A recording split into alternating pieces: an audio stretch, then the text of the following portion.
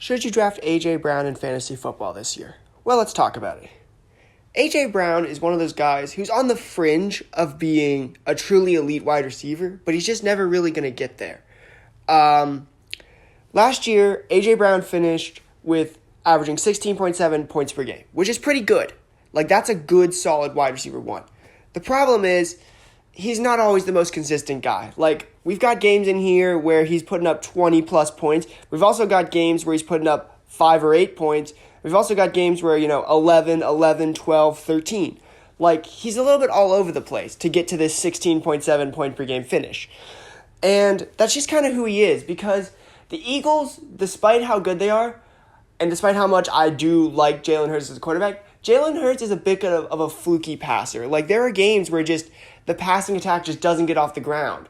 Whether that be, just Hurts isn't hitting the throws you want him to hit, or whether it's just they're leaning on Saquon, and that's just getting the job done.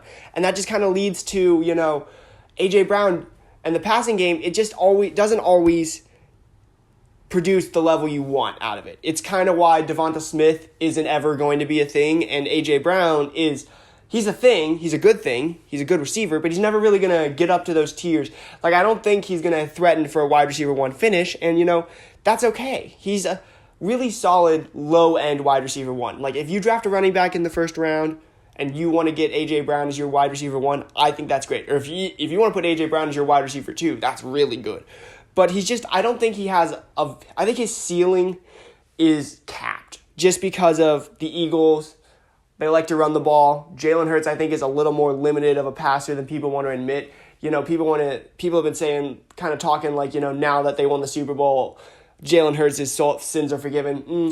Down that stretch at the end of the season, there still was, what's the big weakness of the Eagles? Oh, the passing game. They ask A.J. Brown what's wrong, what he thinks what the team could do to improve.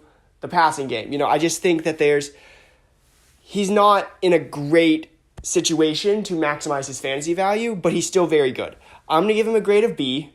I think he's solid, but I think there are a lot better options than him, and I think there's a lot higher upside options than him later in the draft, like maybe Lad McConkey or Jackson Smith-Njigba, I think could have a higher upside than A.J. Brown. But he's still very good. He's going to get you points, and he's going to fill that wide receiver role.